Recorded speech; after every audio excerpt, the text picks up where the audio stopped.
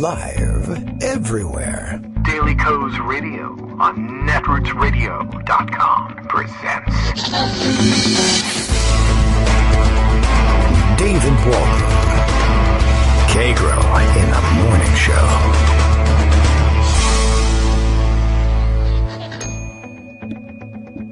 Now, here's David Waldman.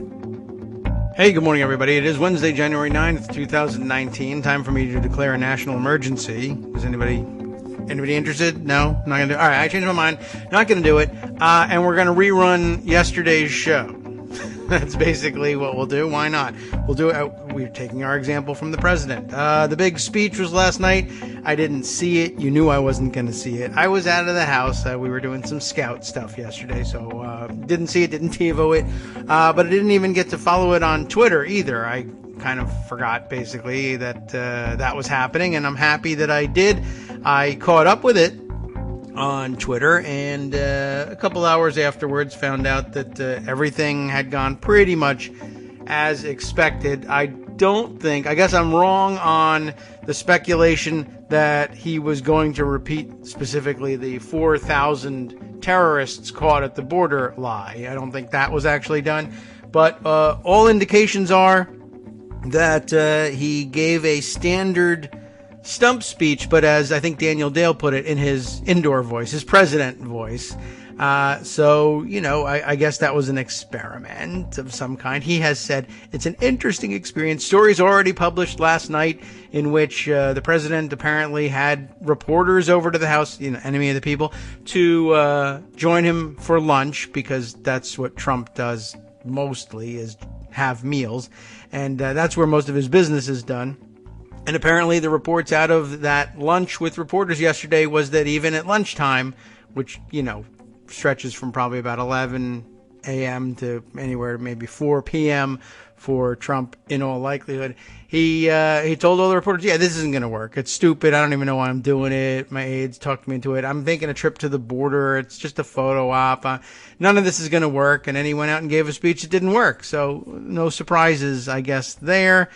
You know, the only thing that surprised me was I really did think he was going to tell that 4,000 lie again, just because that's what he usually does. He loves to retell the stories that have been debunked. I'm not certain whether it's that he hasn't read that they've been debunked or whether he's making a conscious effort to tell them again because F you media, but there you have it.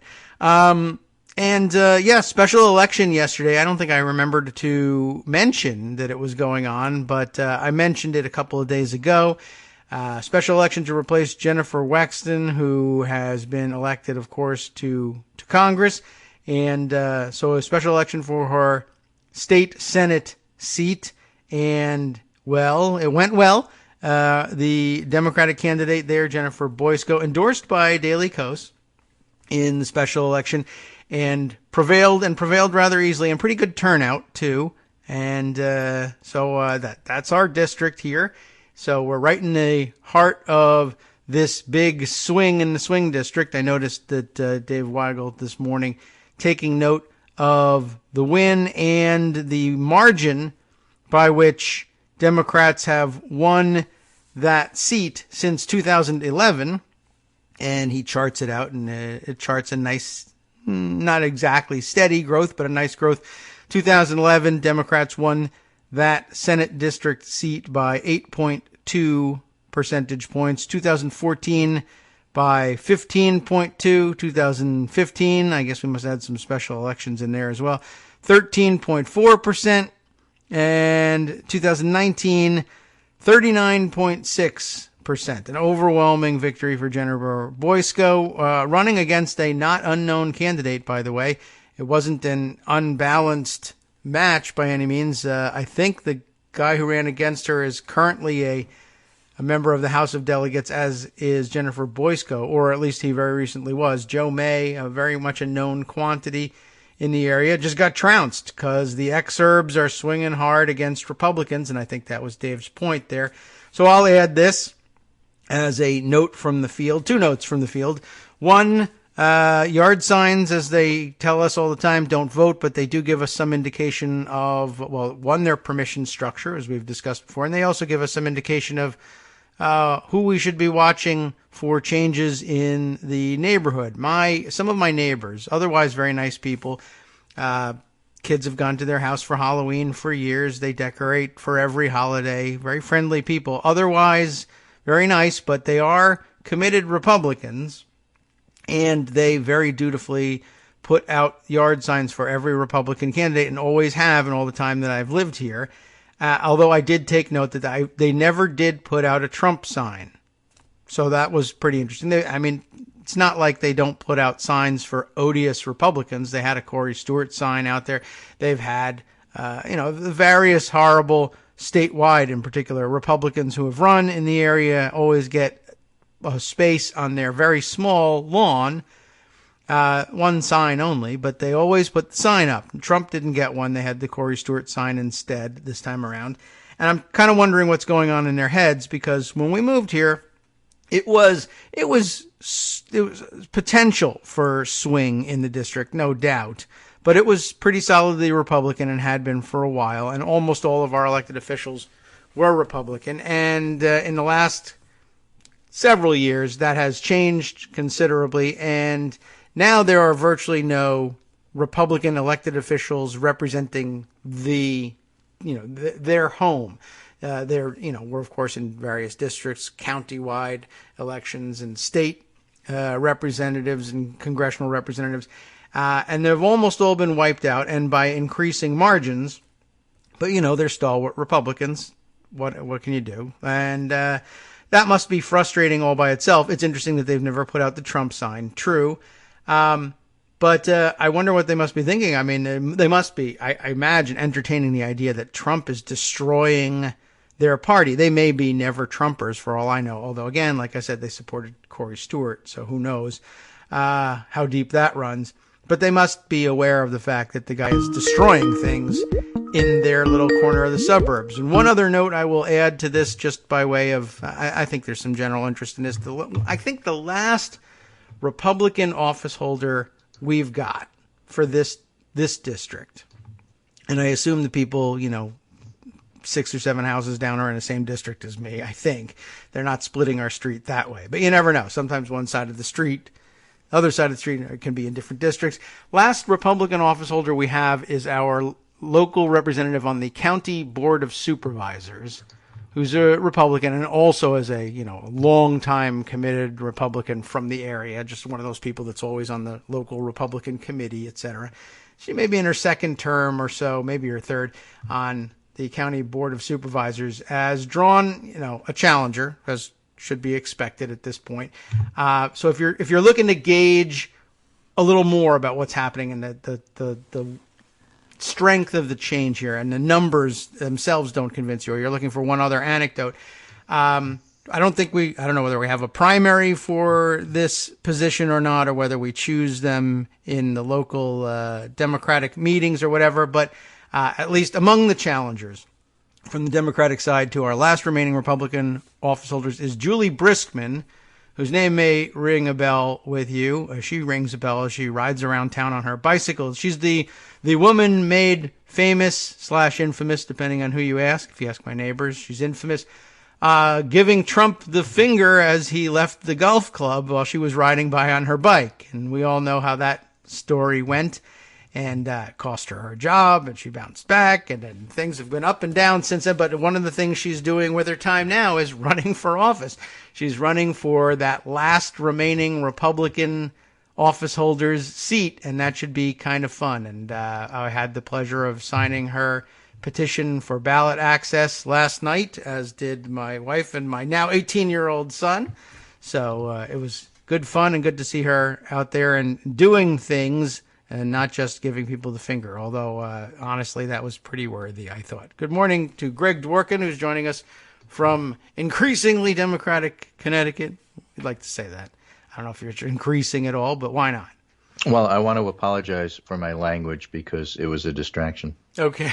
Well, that's fine. Rashida Tlaib apologized for being a distraction, too. Well, geez. But not for her language. Oh, okay. Was it a distraction? Is that the reason? Yeah. What an MFing distraction that was. Yeah, well, she's right. it was a distraction, and Yeah, it's certainly well, nothing to apologize in I terms would of her say language. People got distracted. Yeah. People But can get that's okay, distracted because it by didn't really squirrels. matter, and nobody's going to We don't remember a say- week from yes, now. Right. I'll tell you Squirrels about aren't the language I distractions. want to apologize for that I used. All right. Okay? Oh, yeah. I said this morning, in a heat of passion, Ooh. that, it was a ridiculous decision for the networks to cover Trump's speech yesterday. That is true. Since there was nothing to it, it was over in 8 minutes. It was stupid. I think Joe McCarter, who hopefully will be on the show later, had a brilliant observation about it. Yes. She said agree. clearly this whole thing was set up because he was going to declare a national security emergency, but then he got ganged up on by the GOP and couldn't. But he couldn't cancel. So this is what we got, kind of like how he dug himself into the shutdown hole in the first place. In other words, he got advice from Jared Kushner, who told Congress that everybody was going to support the president after this, and Stephen Miller, the Nazi in the White House who wrote this speech. Yep. But my problem in using the language is that I'm not saying that the press shouldn't cover this. They have to cover everything Trump does. They just don't have to live broadcast it, and that's what I should have said.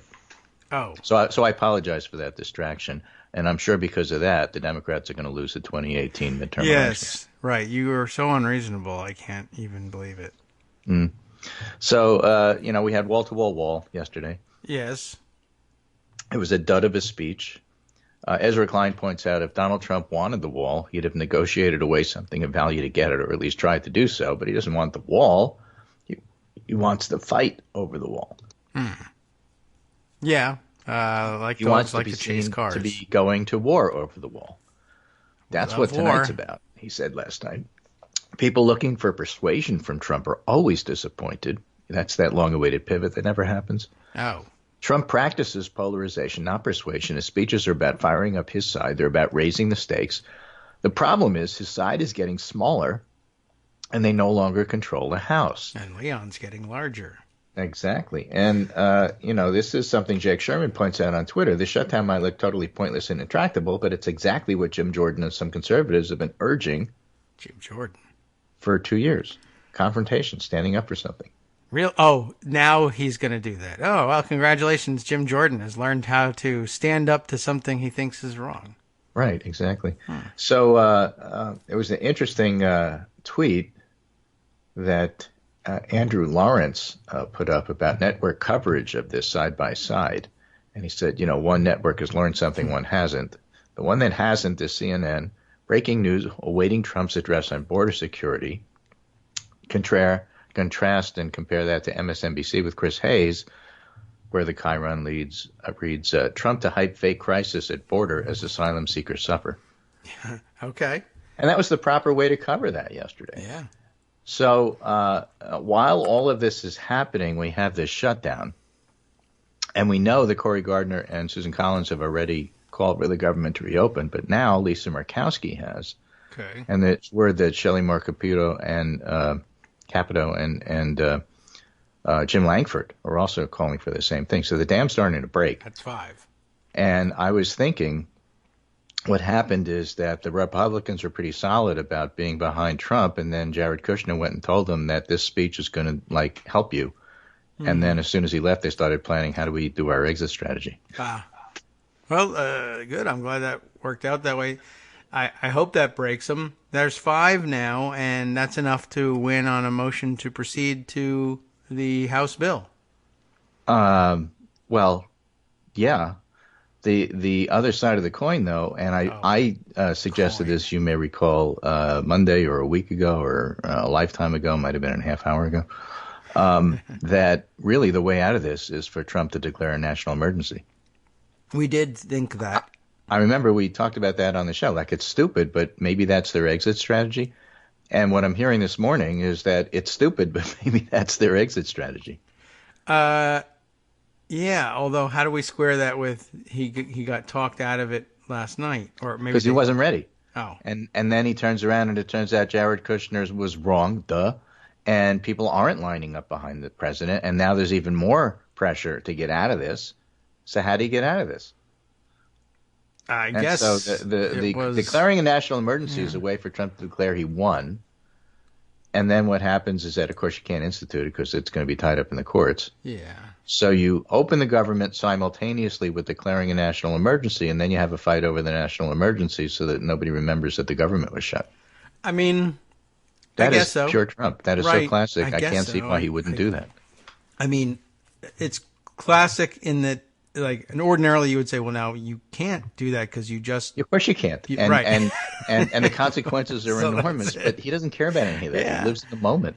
So Yeah. if I throw this shiny object over here so you don't remember that I just set fire to that object over there, it benefits me. It So is what? going to be amazing to see him declare a national emergency, to quietly declare a national emergency, like either via Twitter or however he decides to do it, having had national airtime and balked, Right. and then say, you know what?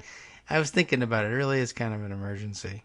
Yeah, and Should have done it when I was this is on what winning television. looks like, I'm standing up for my people. All right, good. Sure. I mean, Okay, right, whatever. Good, fine. I get- mean, as long as the I funny can- thing is I was listening to all the Democratic strategists saying, I'm okay with that. If this idiotic national emergency that isn't going anywhere is his way out, fine. We need a way I out. think so. Although I do, again, caution that weird things happen when you declare a national emergency, and although mean we like the might, Reichstag yeah, fire. we might things happen. I get invalidate that. them. So Yeah. maybe I don't want to play with it. Why not? Can't he just say, "I surrender, but in so doing, I win," and declare that? So here's We'll the all say, thing, "Yes, and you won. I You're think that you such bring a up good an incredibly president." good point. When you listen to the pundits, there are two classes of pundits here. Of course, there's many different two classes of pundits. There's the ones who class. lump, and there's the ones who split. There's the ones who connect dots. There's the ones who count dots. There are the ones who say, look, this is a win, and the other one's a loss, and just lick your wounds and move on. Mm-hmm. And the other class, Chuck Todd is head of that class, class president. Are the group that says, no, you must, because of some unwritten rule, like the Hastert rule, you must find a face-saving way for the Republicans to get out of this. That is your job as Democrats. Us? Really? You must do this. You must. I am very Because busy. that's the way the game is played. So let's look at this from the Republican perspective, always and at all times. How can Democrats help Republicans get out of this? And there's an inordinate number of pundits who are on TV saying this as if like nothing happened since 2016 to completely change politics. Is it And okay it's, if we it's just say maddening and he saved infuriating, face? but that's probably the majority view. Bad. Yeah. Is it So- okay if we just say you saved face, and is that enough? Like we just No, say that? how about you lost and it's okay to crush you? Oh, And well, the, I mean, the I'd funny like to thing say is, that. there are people who understand this. Lindsey Graham said this morning, I think, on Fox News, that if you don't back the president, it's the end of his presidency and the destruction of our party. Oh, well, okay. Well, okay, Accepted. I'm over it. Yeah. So when do we start? When do we start? Can we start tomorrow? Can we start yesterday? All of this is true. And so, it's just so interesting watching the pundits maneuver to try to put the Republicans in the best possible light and try to give advice to the Democrats on how you can help the Republicans save face, and if you don't, it's your fault. No. Well, oh yeah. Well, we did get an equal Right? share You know of our that, right? fault. I mean, Yeah. you're the reason Trump was elected. Right. And if you don't help Trump get out of this mess that he made of his own Oh. making, you'll be the reason that the Democrats lose the 2018 election and all of these special elections I already thereafter. had it though. But okay, yeah, I guess anything's possible. All right. Well, no, I'm not going to do that. I'm busy. What else have they got? Pretty much not much of anything. Oh, well, it's not going to work out. This is Steve Schmidt just said the Trump speech was a compelling argument against Darwin's theory of evolution. Oh. Let's see. Petri Intelligent dishes. design. Alexander Petri says it was good to hear from the president. The only thing we have to fear is those people on the other side of the border, as FDR said. Okay. And, while people joke about that, I have this fantastic tweet storm from Dara Lind, who publishes over at Vox, who is a reporter who covers immigration. And she says, I have a lot of words between now and the speech, but in the meantime, I'd like to point something out. And this was before he spoke. Okay. Donald Trump's very favorite rhetorical mode, and you can pencil in Stephen Miller there too, is that immigrants are coming across the border to kill you. Yes. So from now on, I'll just call that IACATBTKY. Okay? It's like, it's okay if you're a Republican, you have that one? IACATBTKY means immigrants are coming across the border to kill you. Okay, so summer of 2015, Donald Trump surges unexpectedly to the top of the polls, in large part because he has successfully tapped into a hunger among some older whites for a politician who will talk about how immigrants are threats to the country who are coming across the border to kill you. June 13, 2016, Trump's response to the Pulse nightclub shooting in Orlando is to give a speech about how immigrants are coming across the border to kill you. Right? Yes. The only reason the killer was in America, he said, in the first place was because we allowed his family to come here. Yes. He was here on business. His family, right? So even if he was born here, it wouldn't matter. We let him come in the first place. July 2016, Donald Trump accepts the Republican nomination for the presidency with a fully scripted speech about how immigrants are coming across the border to kill you. Yes. August 2016, August 31st. Trump delivers major immigration address that is somehow hyped as a softening, but is actually about how America needs a president who knows that immigrants are coming across the border to kill you. Okay. January 2017, Trump's inauguration speech is so obviously about how IACATBTKY that it's known by shorthand immediately as the American Carnage speech. Right. July 2017, in a speech to law enforcement officers on Long Island, Trump explicitly endorses police brutality because immigrants are coming across the border to kill you. January 2018, Trump riffs during the State of the Union on the horrors of MS-13 and how tough his administration is being on them because there isn't enough content in the scripted speech about how immigrants are coming across the border to kill you. Do you see a pattern here? February 2018, Trump caps off a ramble at CPAC about how IACATBTKY with a reprise of campaign favorites The Snake. November 2nd, 2018, in the midst of his midterm, the caravan's coming across the border to kill you, closing argument, Trump gets CNN to air a 27-minute speech about how immigrants are coming across the border to kill you. Mm-hmm. Right? And so a lot of this, CNN carried this Donald Trump rambling speech, which was just as big a mistake as broadcasting the speech last night. The point of all of this is that immigrants are coming across the border to kill you, by the way. I see. And that is Trump's very favorite rhetorical theme, Dara says. It's the one he comes back to when the chips are down, time and time again. He's found various ways to get attention for saying the same stuff. He's got one move, one trick pony, and that's it. I think it's less important, Dara says, to judge his rhetoric tonight by whether it's extreme, even for him, or what novel lies he invents, than to note that this is who he is and what he does. It's a message he has as a politician to offer the American people, and that is it. Yes. Okay? So what happened last night? He had a speech saying immigrants are coming across the border to kill you. Yes, and thankfully we all found out about it. Thank you, networks, for keeping us informed. Right, but she was absolutely spot on. Stephen Colbert, meanwhile, wrote, my network will be carrying Trump's wall speech live, so at 9 p.m., tune into CBS to see BS, which is pretty much what happened. By the way, Catherine Rampell points out it's almost like there's no crisis because DHS Secretary Kirstjen Nielsen is going to Davos during a national emergency. Oh, like him going to Camp David for 5 minutes during a national emergency. Okay. McKay Coppin, just to go a little further on this theme, we'll cover the Mueller stuff after the break. Trump's Oval Office address was classic Stephen Miller. The young speechwriter had a signature style, blood, gore, and a penchant for provoking rather than persuading the president's adversaries. Or as Darrell Lynn would say, immigrants are coming across the border to kill you. Yes. Right? But this is a Stephen Miller speech. And I think Joan is just right. He was planning on the national emergency, but that didn't happen. He's stuck. He's already promised that he's going to give this broadcast that the broadcaster shouldn't have covered. If they didn't cover it, he wouldn't have had this problem, but they called his bluff, if you want to put at it in the best possible light, and acceded to his demands, if you want to put it in the worst possible light. And so now there he is on TV with the cameras on him, reading from a teleprompter. Teleprompter, Donald, is not all that interesting. It's not entertaining to the troops, his rally goers. The speech is a dud. It falls flat. Nobody likes it, except for Corey Lewandowski. And then what? David Frum writes in the Atlantic today, Trump has defeated himself.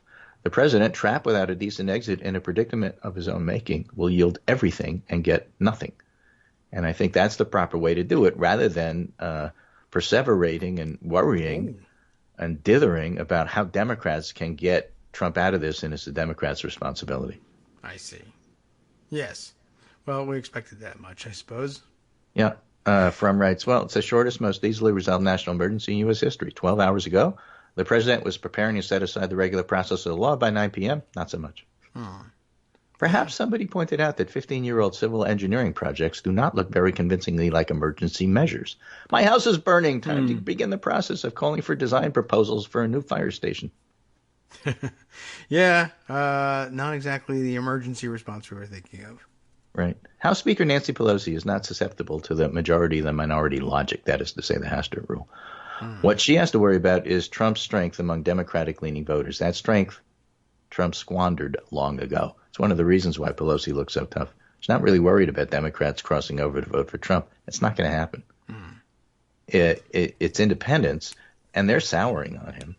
And the Trump base who continues to vote for him doesn't matter because they're not that big. You've heard me say that before. Yeah. He didn't win on the basis of his base. He won on the basis of independents giving him a chance. Well, he had that chance and he blew it. Yeah. He has. I don't know if everyone's aware of that, but if you're independent, I just want you to take that home with you.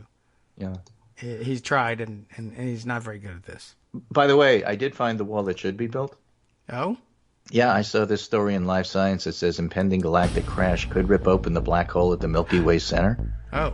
That's the wall we need. We need a wall between those two galaxies. I don't see why he's not working on that. Actually, It makes way more delicious. sense than the wall he's suggesting. I've always wondered what's at the center of the Milky Way. We only have a few billion years, so we better get on it. True.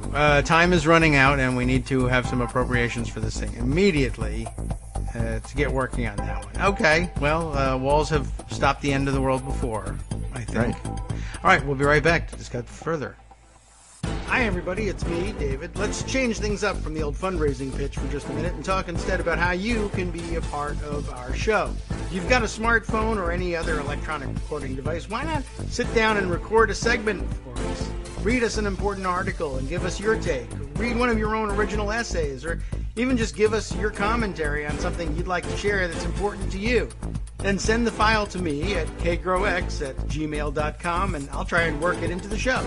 Short segments, a few minutes in length, are easiest to fit in. And of course, I can't always guarantee that I'll be able to play everything, but if you've ever shouted at your radio or TV about something you wish was being covered, here's your chance to change that. Make the show your own. Send your submissions to me at kagrox@gmail.com.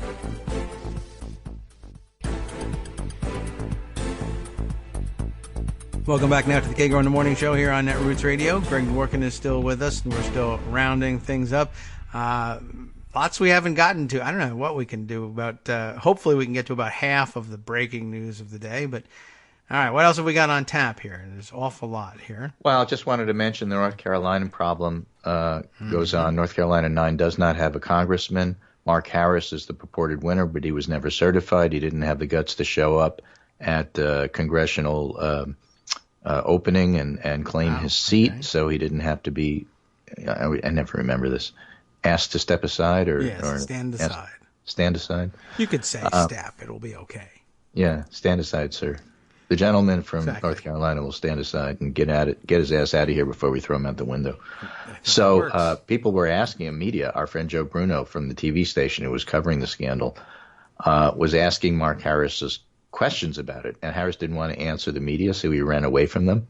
And when he ran away, apparently he ran away through one of those doors that automatically sets off a fire alarm if you open them, the emergency exit. You mean those clearly marked ones? Yeah, so the story here in WSOCTV.com says Harris runs from media after a bizarre exit in a tweet to Eyewitness News reporter Joe Bruno. Mark Harris said, help. To avoid the media, Mark Harris ran down a fire exit staircase.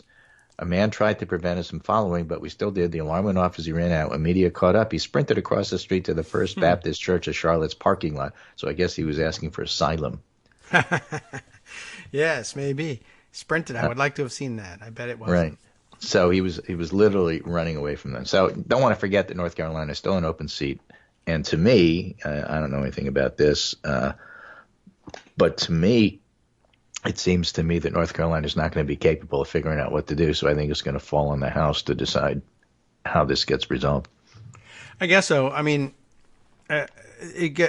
so far it looks like the popular consensus is to have a new election. It may be that North Carolina either can't come to that conclusion or can't justify that conclusion, and the House could simply say, your seat's vacant, and that would be enough. Maybe North Carolina is waiting for, well, the Congress says the seat's vacant, so we got to have a special election. I mean, I still think that they should. I think an investigation would probably yield. They should do their own count. Say, send us the ballots, and minus the 900 and something that this guy working for Harris had people turn over to him blank, and that he filled out. Find 906 of those and seat the other guy. But there's no way to resolve this without lawsuits unless the House does it's allowed to do and just say, okay, it's this guy. I don't need to justify it with contestable things like which votes count, which don't. Right. It's that you guys did fraud, so you win. That's the just way of handling it. Like, you need to be punished for this kind of cheating. Yes, if they'd like to justify it, in fact, they could do their own count if they want to. Let's examine some of these ballots. Speaking of cheating, so we have this election in 2016 and a lot of suspicion that Trump colluded and conspired with Russians on this election. People are saying this. And it turns out he did. Oh, well, that must by be By the way, he did. Oh. How do we know this? Paul Manafort is the New York Times. Paul Manafort accused of sharing Trump polling data. Yes. With Russian associate Klimnik, who gave it to Oleg Deripaska. I go with, who his Russian intelligence. So basically, Paul Manafort being accused of funneling proprietary, closely held campaign polling, which shows your strengths and weaknesses, to Russian intelligence. Okay, are they voting? Here's the fun part. Mr. Manafort's lawyers made the disclosure by accident through formatting error in a document filed to respond to charges that he had lied to prosecutors working for the special counsel. I believe this is something he's done before. Well, this is one of those things where if you're like over a certain age, you're and you never really learned how Word works properly. Yeah, you're inept. Like in the old days, I was hearing this explained on MSNBC this morning by one of their legal analysts who does this or used to do this for a living. So in the old days, you'd get a document, and if you wanted to redact, what you would do is you would either block it out with black, marker, or you'd put black tape on it, like electrical tape. Mm-hmm. They Xerox it. Right. And the Xerox doesn't have any way to get you to know what's under that. Hello, Xerox, what's under this? I don't know. I'm just paper. Can't help you. It's paper. Can't help you there. Holding it up to the light doesn't help. I mean, there's no way. But nowadays, people use Microsoft Word for everything. And then they make it into a PDF. But the thing is that there is a trail, an electronic trail, of all the redactions and changes that you have made. Mm-hmm. Okay? So apparently, and I don't use Word for this. I just write stuff. I don't go through all the details here. I've certainly done a lot of group changes. So my changes are in red and your changes are in blue and the other guy's changes are in orange and Armando's changes are in green. So you could tell who, did which change. Right. And then you could in the end say, okay, get rid of all of that and just give me the final document. But then you could still go back and say who made which changes when. And there is a way to redact it so that it is unavailable. But apparently that takes a little bit of either technological skill or not being lazy. Yes. If you don't do those things, then somebody could search a document and find out what was changed before the changes. So all the redactions showed up. Oh. Turns out that who redacted this? The document provided the clearest evidence to date that the Trump campaign may have tried to coordinate with Russians during the 2016 presidential race, which is, by the way, what the Mueller probe is all about. Yes, it turns out that's what he's been working on. The document also revealed that during the campaign, Mr. Manafort and his Russian associate, Konstantin Klimnik, discussed a plan for peace in Ukraine. Throughout the campaign in the early days of the Trump administration, Russia and its allies are pushing various plans for Ukraine in the hope of gaining relief from American-led sanctions imposed after it annexed Crimea. So the point is, if you're looking for a quid pro quo, the quid is giving proprietary campaign information to Russian intelligence agents, and the quo is relief of sanctions in Ukraine. Yeah. Well, wait a minute. We gave the quid and we're giving the quo. That sucks. But then Manafort doesn't get assassinated. Oh, that's the quo then. It's we give them both relief on sanctions and sensitive polling data, and they, in return, don't kill Manafort. And use that. That's a bad idea for me. We gave them to help us win the election. That's what I was looking for. Okay, well, they have that. Prosecutors and news media have already documented a string of encounters between Russian operatives and Trump campaign associates dating from the early months of Mr. Trump's bid for the presidency, including the now famous meeting at Trump Tower, which becomes even more sinister, by the way. I'm sorry, Don Jr., because the Russian lawyer is just clearly in a separate situation, identified most clearly as like a Russian spy. Oh, yes, right. She works for the intelligence agency. She wasn't just like I happen to be there because I help represent, Russian stuff. That's what, But I don't really work for the government. Well, you don't work for the government. No. You are the government. Yeah. Well, that's the weird thing about Russia. You can't tell who's in and who's out of the government. The government is the same thing as, well, in an oligarchy, the oligarchs are the government. They sit around and say they're not. But this is the closest thing we have seen to collusion, Clint Watts, a senior fellow at the Foreign Policy Research Institute, said of the data sharing. The question now is, did the president know about it? So now we're getting to the point of what did the president know and when did he know it? Oh. Well, he doesn't know anything. He knows everything about his family business. He runs a government like a family business. He gets very frustrated when people don't do what he tells them to do, which is what happens in his family business. And the whole family business, and we've talked about this before in terms of who is allowed to write checks, let's say, for Stormy Daniels' cover-up, or to work with the National Enquirer to cover up other stuff. There's only 5 people who are authorized to do this, his children, the CFO, and Trump. And the idea that Trump doesn't know what's going on, or that the block number that Donald Trump Jr. called about the meeting on the phone is turned out to be, we don't know, but probably Robert Mueller does. It's just very difficult to see how this isn't an incredible bombshell that really points to the fact that, there was collusion and that Trump was trying to use Russian help. Whether it succeeded or not is irrelevant. I see all these discussions about, it didn't really matter because you didn't need to be a political genius to know that Wisconsin and Michigan were the tipping points, and that's where you should have concentrated your work. And Clinton made mistakes there and even had trouble in Michigan in the primary, and you should have known that. You didn't need to get data from Manafort from the campaign given to you to know this. So it's all irrelevant. But actually, if you have information and you give it to Russian intelligence, what they do with it, whether they needed it, is besides the point. The problem is you gave this information to Russian intelligence. You're not supposed to be doing that. Yeah, I guess it's no defense from espionage if the agents you give the information to are inept or they already know it. I mean, either way, it doesn't matter. You put it in the Dropbox, I have to charge you. Sorry. Something like that. Of the various Russian intermediaries of the Trump campaign, Mr. Klimnik appears to be one of the most important to Mr. Mueller's inquiry. That would be because he's Paul Manafort's partner, a Russian citizen and resident. He faces charges from Mr. Mueller's team of tampering with witnesses who had information about Mr. Manafort, but Mr. Klimnik is not expected to ever stand trial. He didn't respond to a phone call and email seeking comment on Tuesday. That's not surprising. Yeah. And then they talk about in this Times article how long Klimnik and Manafort have worked together. Right. Yada, yada, yada. Good. But they have him so deeply in the soup, that's Manafort, that what both sides are almost saying is doesn't matter, said Nancy Gertner, a Harvard Law School professor. Okay.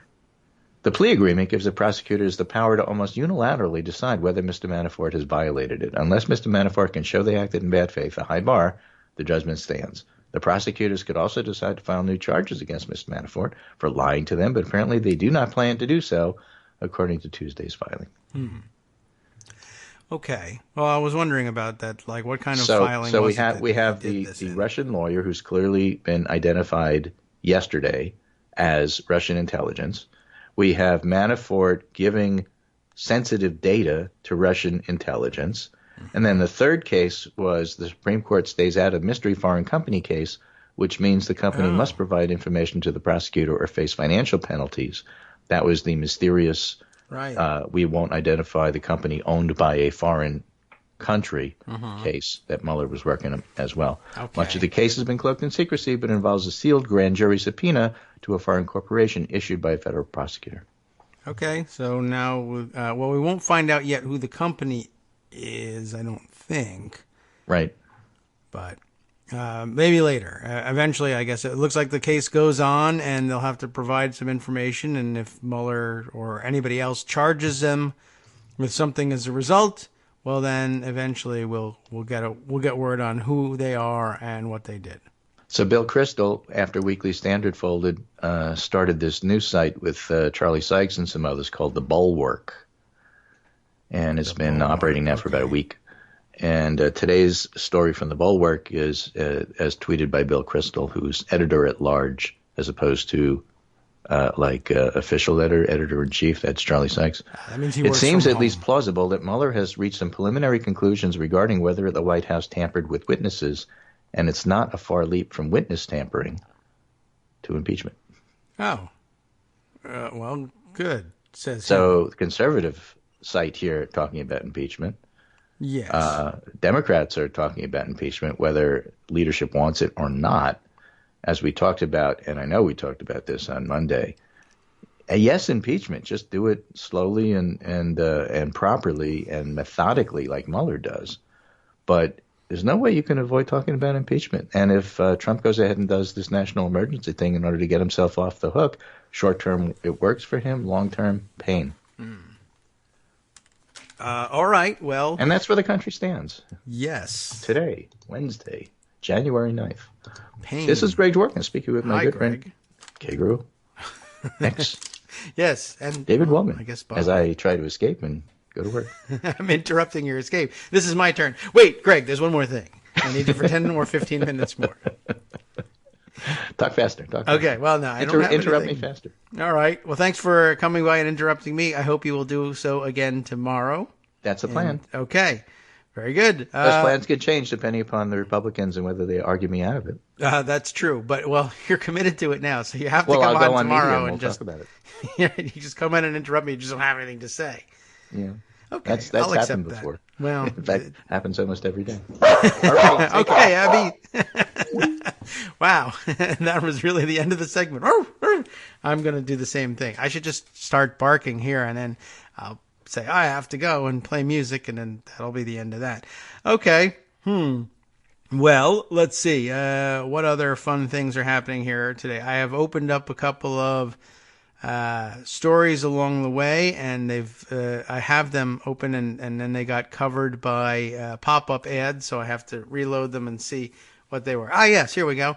Oh, no wonder it got covered by pop-up ads. It's from Raw Story. Ready? Here's an interesting one. This is not a big breaking news story, but just an interesting and funny one. As you know, the government shutdown continues. Joan will probably remind us of that when she comes by, but here's a fun shutdown story. The Washington, D.C. Water Board. What are they doing in my news feed? The D.C. Water Board debates whether they can cut off the White House. They're going to starve that guy out. He doesn't drink any water, I don't think. That doesn't come in bottles.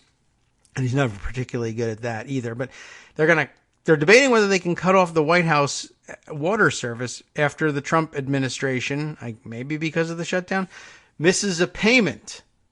Like the White House is a residential, and business or government property inside the district, and the district serves it with utilities, and they have to pay for those utilities, and it's not coming out of Donald Trump's pocket or anything, but they have utility bills like anything else, and the government presumably pays them, and I don't know. Is it shut down? Is that what the issue is? The District of Columbia's Water Authority Board debated whether they can shut off water to the White House. We should just do that until he leaves. After the federal government missed its quarterly payment due to the president's border wall shutdown.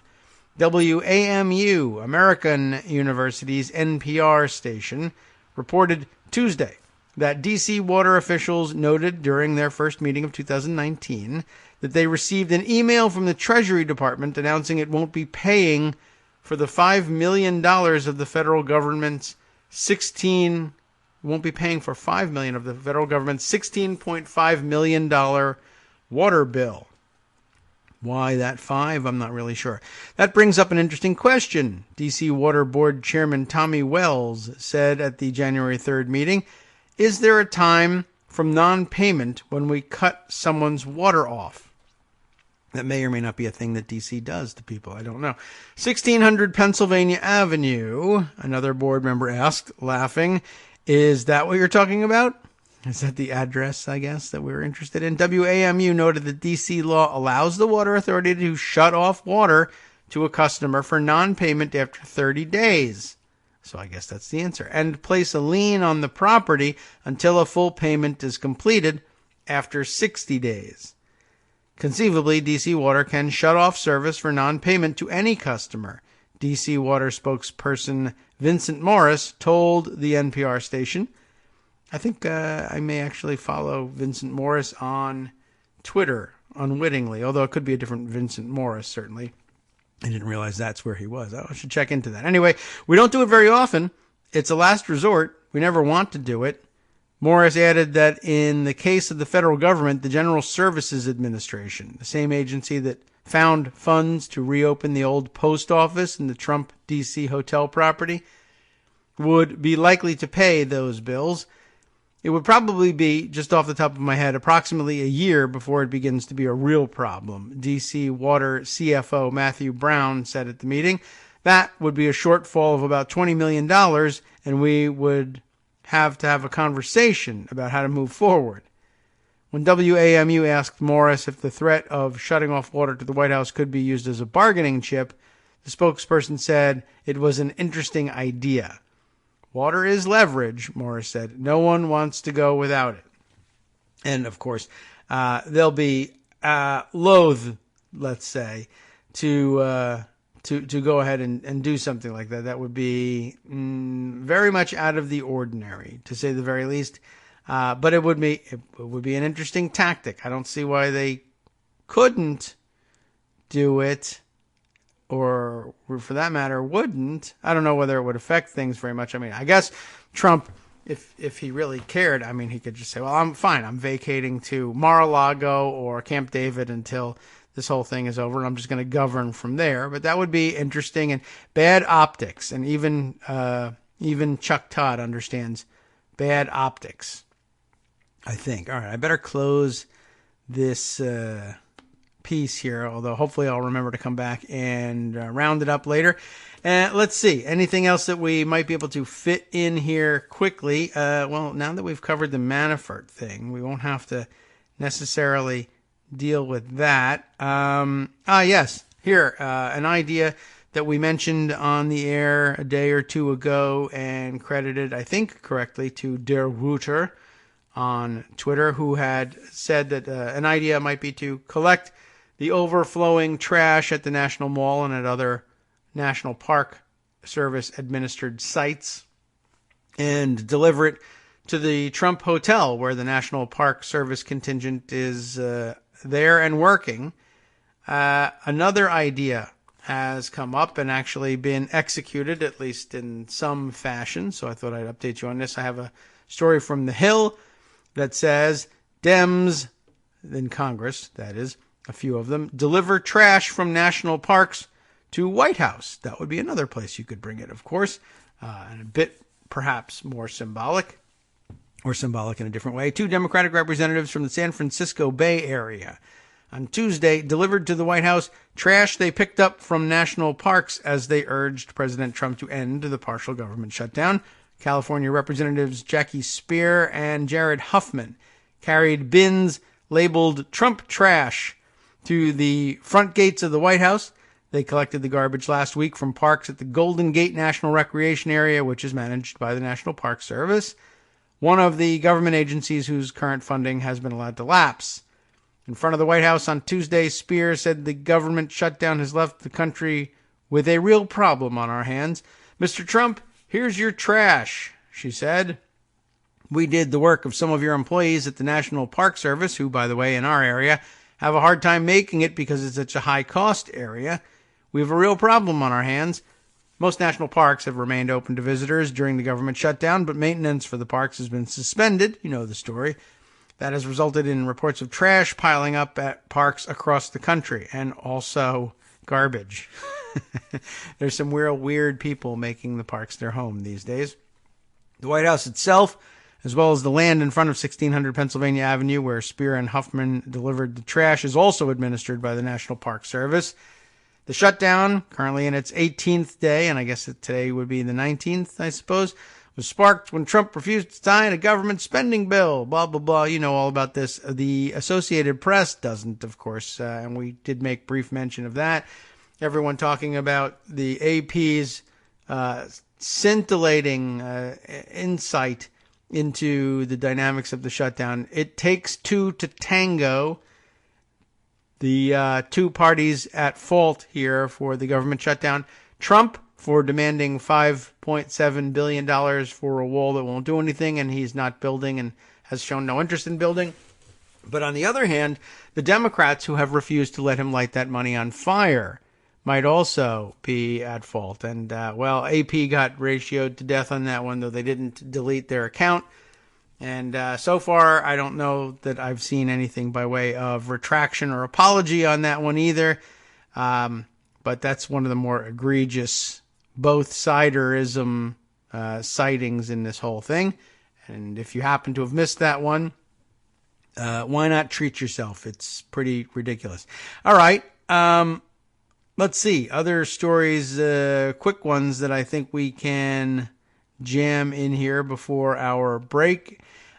Here's one. Speaking of Der Wouter, he's an interesting account to follow, and you might consider peeking in on that feed every once in a while.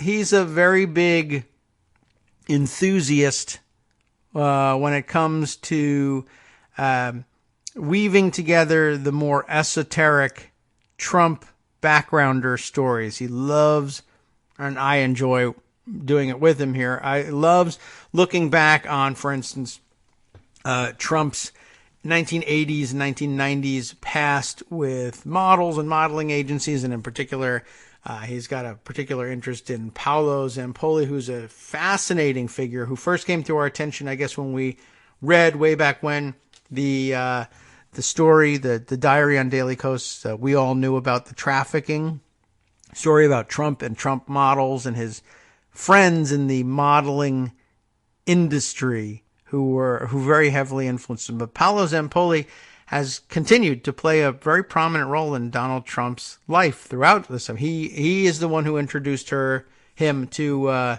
Melania, among others, I assume, but specifically Melania. And so I guess he's got a special place in their hearts. But he continues to hang around, not so much at the White House, but he's a bit of a fixture at Mar-a-Lago when Trump makes it down there for party season. And he's a bizarre figure. He still plays in the modeling game to a certain extent. And but he's got one foot in government, which is really weird. Not our government, but he's serves as an ambassador to a, somewhat obscure Caribbean island nation, as I recall. And he's one of those weird cases where very rich weirdos, international men of mystery, etc., buy passports from other countries, buy citizenship and passports, and they hold like 6 different citizenships and 6 different passports should they ever have to abscond with their ill-gotten gains, I assume, is the reason behind something like that.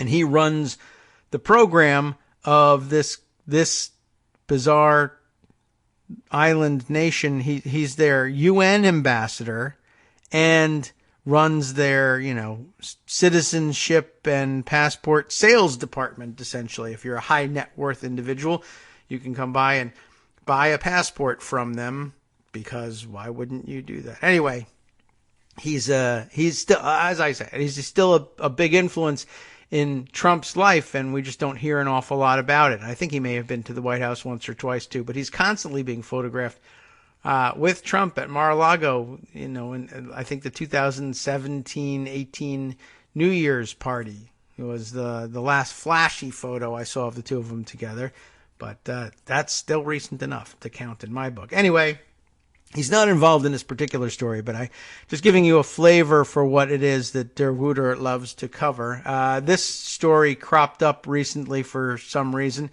in his feed too. It's an old story, and the reporting on it is more recent, 2016, but that's still relatively old. I just thought this one was funny. We'll fit it in before the break. Forbes magazine report from Ryan Ellis back in March of 2016. Donald Trump's tax returns, remember those? And the empty jewelry box scam. Just another weird reason why Donald Trump might not want anyone to see his taxes. There's lots of speculation about it. This may or may not be reflected in his taxes, but this reflects his view of taxes, his approach to taxation, I think, and tells you something. Alone among his rivals for the GOP presidential nomination, Donald Trump has refused to release any income tax returns. It's a fair question, of course, to ask why. And now I realize we probably won't get to it before the break, so I'll just tease you with it and tell you after the very short break coming up why he might be interested in hiding the ball when it comes to his taxes. And I think the takeaway from this one is, oh my God, he's so cheap. You may have thought that the best illustration, and it may still be the case, that the best illustration of just how cheap and cheesy Donald Trump is was that he used the Donald Trump Foundation to pay for the Boy Scouts of America dues for one of his sons when he was a Cub Scout. This is another one, a really great illustration of his cheapness and cheesiness. We'll be right back with it.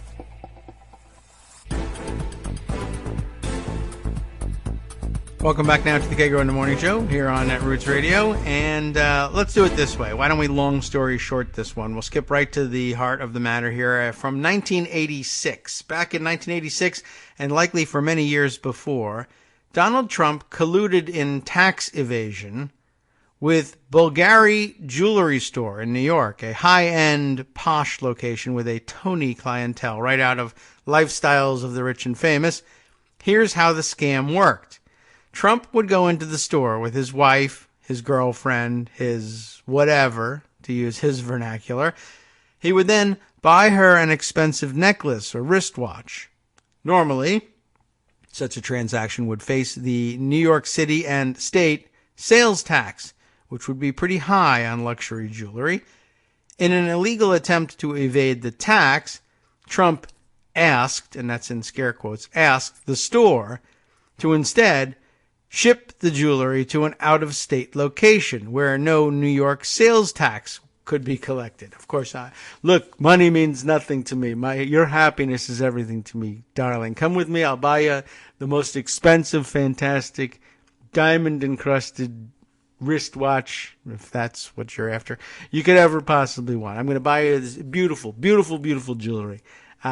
Money is no object, baby. But by the way, ship it out of state, so I don't have to pay the sales tax. What a cheese ball, right? But check it out. It gets worse twice over.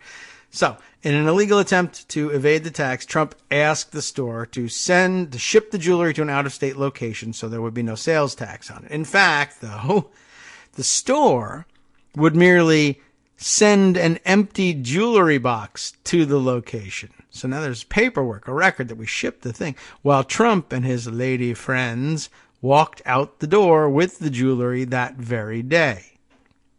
What a nice move. I wonder if they were in on it. It might have been something he would be willing to brag to the women about. Check this out, baby. I'm going to show you how it's done. Here's the art of the deal. The state and city tax collectors, though, eventually caught on to this scheme, and guess what happened? Trump promptly testified against his erstwhile tax evasion colluding partners at the jewelry store in order to save his own skin. He was a rat. Can you believe it? Remember when he was using that terminology? He's a rat. He's testifying against me. How do you like that? There's a link here and everything back to a November 20th, 1986 article in the LA Times, of all places. By the way, just for fun, would you like to know? This is a short-ish story. Check this one out.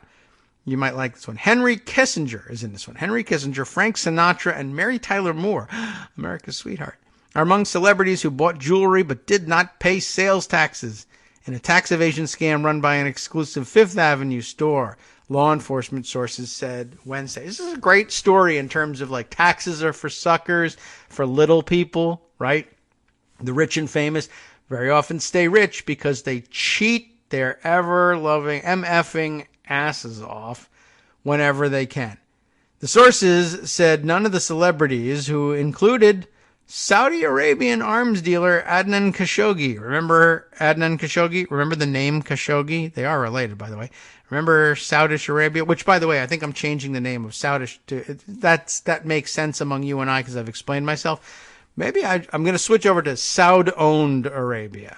I think that's a much better descriptor of what's going on. So Saud-owned Arabian. See, it's not a citizenship. It's not a citizenship status. It's just you live on their property. You're the Kato Kalin of their property.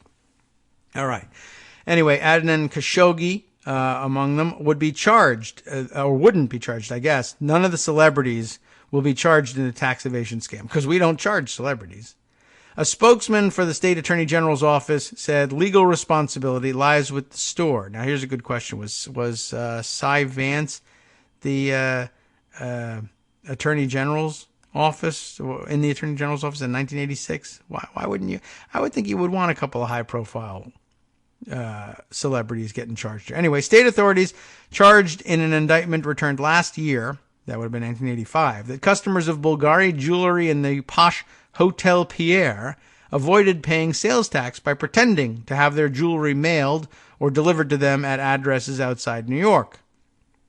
The customers would then leave the store with their purchases, and employees would then mail empty boxes, you get the idea, to these addresses. Two store officials, Nicola Bulgari and Richard Storm, were named in an October 10th, 1985 indictment in the so-called empty box scam. That's a great name for the scam that involved empty boxes.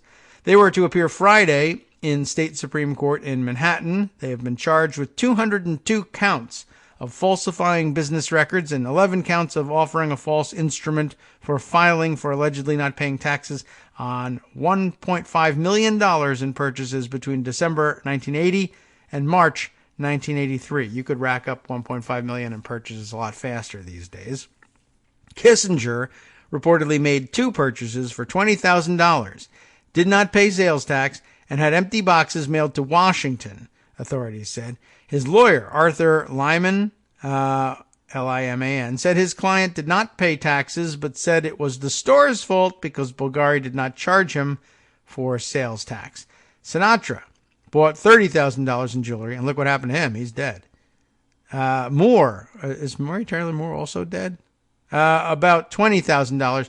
Real estate mogul Donald Trump, about $65,000. And Khashoggi, about $200,000. David Fishlow, a spokesman for the state attorney general's office, would neither confirm nor deny the names of the celebrities involved. But I just read them to you, and this is 1986, and I suppose we're in the clear now for reading of that one. Could you imagine that he would be such a cheapskate? Of course you could. You just needed it confirmed for you, and now we've done it. You heard it first 25 to 30 years later here on the Kagro in the Morning Show. Okay, well, let's see. There's more. I guess we could, we can't really fit in the larger story of the other half of the Russia story that Greg tipped us off to, but we did. I don't think we mentioned the name of the person we were talking to in the unrelated case. It's not the Manafort case, but it was Natalia Veselnitskaya. Remember the Russian lawyer who met with Donald Trump Jr. and others, including Paul Manafort and Jared Kushner, in Trump Tower in June of 2016. Was that it? Do I have the dates right? if it is what you say it is, I love it. The dirt on Hillary stolen emails meeting that turned into allegedly the Russian adoption / sanctions story. She's been charged in a completely separate case, not connected with the Russian collusion story so much, but it is connected in a way, of course, and that's why it's of interest. But she's charged in a separate case of participating in a money laundering scheme, essentially, from her participation in the Prevezon case? Is that how it's pronounced? And the interest in linkage here is that she was hiding the closeness of her relationship with higher-ups in the actual, the overt part of the Russian government. And this was something we heard about and read about quite a while ago, that she was a close associate of the top Russian federal government, and they are a federal government, prosecutor, the attorney general's, essentially, the attorney general's opposite number. We don't have an attorney general at the moment, of course, as you know, but that was rumored for quite some time. She denied the closeness of their relationship for some time. I don't know the exact nature of it, but it certainly appears from this latest indictment that our government's lawyers consider her to be very closely tied with the Russian government. After all, what a huge surprise. Okay, let's see. Anything else that we need to shoehorn in here? Absolutely. Before, if we are so lucky, are joined by Joan McCarter. I should be on the lookout for her note at any moment. But let's see. This would be a departure from our usual direction. I thought I might at least take note of this one. You might be interested. A Washington Post report here from a few days ago. Michelle Borstein wrote this on January 7th for the Washington Post. Opus Dei. You remember these guys? Opus Dei paid $977,000 to settle sexual misconduct claim against prominent Catholic priest. Now, it's not, news, like, oh my God, I never heard of anything like this, that a Catholic priest might find himself, that anybody might find themselves in the sexual misconduct situation. That's been made quite obvious that it could be anybody these days, but it's a continuing problem in particular for the Catholic Church, but usually it was about priests and their abuse of children. This is not the allegation here, but what's more interesting here is the priest in question. The Global Catholic Community, Opus Dei, in 2005, this is a long time ago now, paid $977,000 to settle a sexual misconduct suit against the Reverend C. John McCloskey, a priest well known for preparing for conversion big-name conservatives, Newt Gingrich, Larry Kudlow, and Sam Brownback, among others, among those big names there. And that was a big deal in the day. I mean, nobody wanted to linger too much on their choices of religion, but it was a very interesting thing. We've talked about it on the show a little bit about the big-name Republican politicians converting to Catholicism at probably, I guess, the apex of the Catholic, when a designation as a Catholic, a practicing Catholic, and a Republican Catholic at that, would be all the bona fides you needed on abortion, essentially. You'd never have to talk about your credentials on being anti-abortion again if you announced, well, I just converted to Catholicism and I'm an Opus Dei adherent. Anyway, so that's very interesting. The priest that it would be the same priest that's like chiefly involved in this stuff, that this was like a cottage industry for this guy to give you basically the pass of, you could use the cover of the Catholic Church to cover you on abortion and general conservative principles from there on in. And that's kind of an unusual position for a Catholic priest to be in, to be stridently American-style conservative. That's not often the case. And this is all the way back in 2005. And also, by the way, I might mention that Newt Gingrich, his current wife, his third wife, is Catholic, and the United States ambassador to the Holy See, to the Vatican, which is interesting.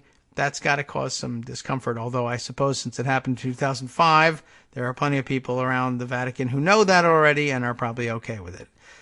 Anyway, the woman who filed the complaint is a D.C. area Catholic who was among the many who received spiritual direction from McCloskey through the Catholic Information Center, a K Street, that's the lobbying hub of Washington, D.C., a K Street hub of Catholic life in downtown Washington. Who knew they had such an outpost?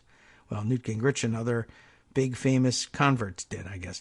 She told the Washington Post that McCloskey groped her several times while she was going to pastoral counseling with him to discuss marital troubles and serious depression.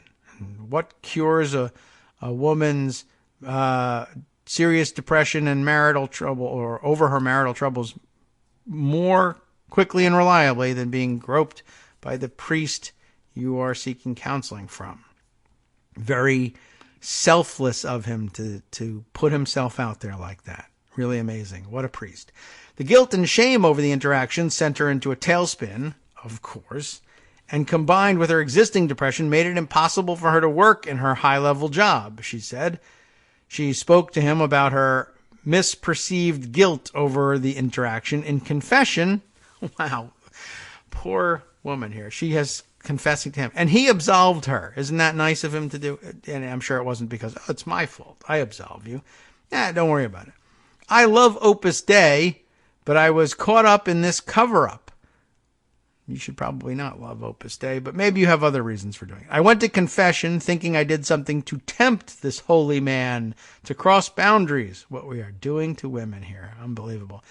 The Post does not name victims of sexual assault without their consent, and so I guess we're not getting a name here, and that's fine by me. I don't need it. The disclosure of the complaint and the settlement were not made public by Opus Dei until Monday. Why? But behind the scenes, the ministry of the well-known priest has been sharply curtailed. Many Washington area Catholics have wondered for years what happened to McCloskey, who was the closest thing to a celebrity the Catholic Church had in this region. One other woman told Opus Dei that, quote, she was made uncomfortable by how he was hugging her, unquote. Brian Finnerty, an Opus Dei spokesman, said Monday night. He said Opus Dei is also investigating a third claim, so far unsubstantiated, that he called potentially serious. He declined to provide details, but said the woman may have also suffered from misconduct by Father McCloskey at the D.C. Center, which is a bookstore, chapel, and gathering place for conservative Catholics in particular. In a statement, Opus Dei vicar, Monsignor Thomas Bolin, said McCloskey's actions at the center were deeply painful for the one woman, who made the initial complaint, and we are very sorry for all she suffered. That's something, I guess.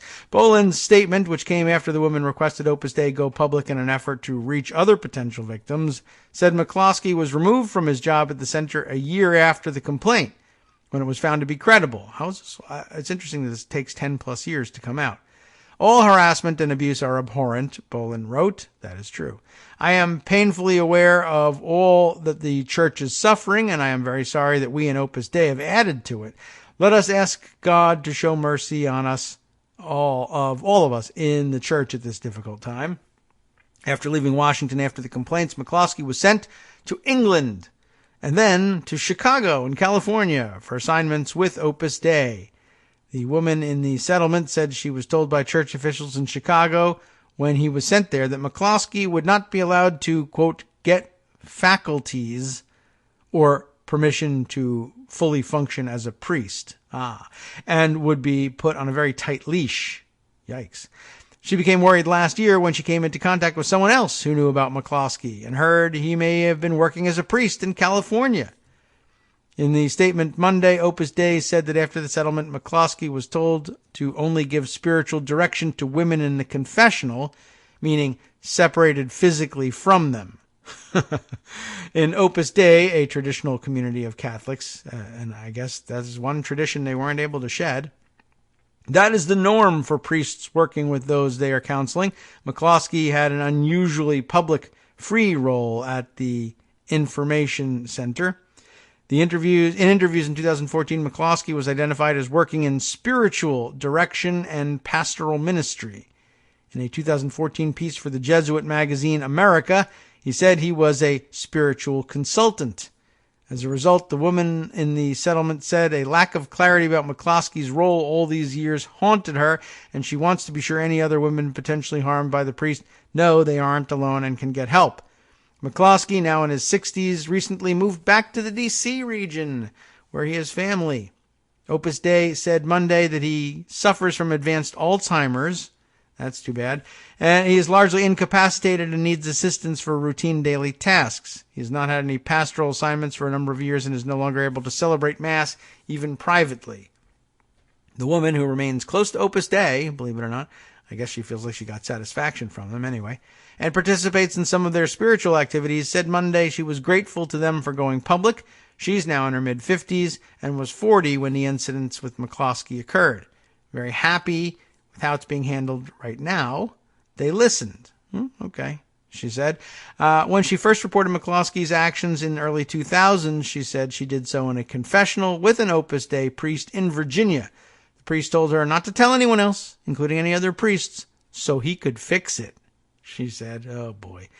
Later, an Opus Dei priest tried to help her, she said, encouraging her to seek medical and legal assistance. Finnerty said the settlement for McCloskey is the only sexual misconduct settlement Opus Dei has ever paid out in the United States. The group received a special contribution specifically for it, he said. He would not name the donor, so they didn't pay. Somebody else came in and gave them money to pay with. How interesting. Before becoming a priest, McCloskey worked for Citibank and Merrill Lynch on Wall Street, according to media reports. What a natural progression, don't you think? He was ordained a priest of Opus Dei in the early 1980s. He went on to become a successful author and religious commentator on television and radio, including the Catholic station EWTN. In a 2011 piece by the Catholic News Agency celebrating 30 years as a priest, McCloskey said, God had used him as an instrument, in spite of myself, to bring dozens of vocations to the priesthood. Religious life and to the new ecclesial movements, and all this with my evident faults and human failings. And, now they're more evident than ever. Very interesting, and he's an interesting guy, and it's sort of, I don't really have an explanation for why it took so long for this to come out. And I'll share with you, maybe not right now, reading on the air, but I'll share with you in the summary, a 2015, I guess before this revelation became public, story about McCloskey and his weird ability to recruit and convert high-profile politicians to Catholicism. And we ought to point out, again, Sam Brownback, among them, went on, of course, to become governor of Kansas and largely destroy it, and destroy, in many ways, the Republican Party in Kansas in a lot of the same ways that Donald Trump is destroying the Republican Party nationally. Anyway, a very interesting pre-revelation story about his closeness to conservative politicians in general, and or in particular, I guess I should say. And it's an interesting one, and you wonder how it is that this would happen. Like this article does note that it's unusual for Catholic priests to make, not public, but make clear that, an affinity for serious, hardcore conservative American politicians in the age that he did this work, from the 90s and 2000s, when it was in many ways would have been questionable how closely their political agendas hewed to Catholic teachings, let's say, to put things as gently as possible, because I'm not a Catholic theologian and I can't speak for him on that one. But anyway, very interesting. Just sort of off the beaten path of the day-to-day political news, and I thought I would throw that in there as a note of interest, just for those of you who like to be a little more well-rounded in the consumption of your news. All right, let's see. A couple of comments coming in via Twitter, including Joan's note that she will be with us shortly, and of course our break coming up as well in just a few minutes. So we'll catch up with her in a second. Let's see. Here we are. When I say a second, I mean a fraction of a second. Here's Joan right now. Good morning, Joan. How are you? Good morning, Kagro. I'm fine. How are you this morning? I'm good. That is very chipper. I've had my coffee. Yeah, I guess so. Wow, good. Okay. And I was one of Greg's pundits this morning. Oh, you made the roundup today.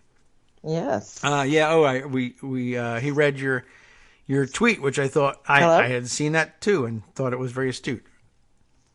Oh, have we lost our audio somehow? Joan? Okay. Let's try this again. I'll tell you what. I'll write you a note, and I'll try calling you back. How about that? That's weird. Everything was going fine for just a second. All right. Let's try reestablishing this connection. Here we go. She's going to do it herself. Okay. Hi, Joan. I hope this works better. Can you hear me? You can't. That's very odd. Let me try calling you. Man, that's upsetting and rude, I'm sure, from her perspective. She thinks I'm ignoring her. This is not good. All right, how would I rate the quality of that call? I would give that call a 1 star. We're going to have to do that one. Call feedback. Let's see. The other side could not hear any sound. All right, please, get out of my way so I can call her again. All right, let's try it this way. We'll call Joan and see if that works any better. Although maybe she left to get more coffee. Oh, no. Wow. All right. Well, my suspicion is that something has gone wrong with her Skype on that end, because that's a lot of ringing. All right. Okay. That's too bad. Anyway, our break is coming up, and we'll say let's try again after the break.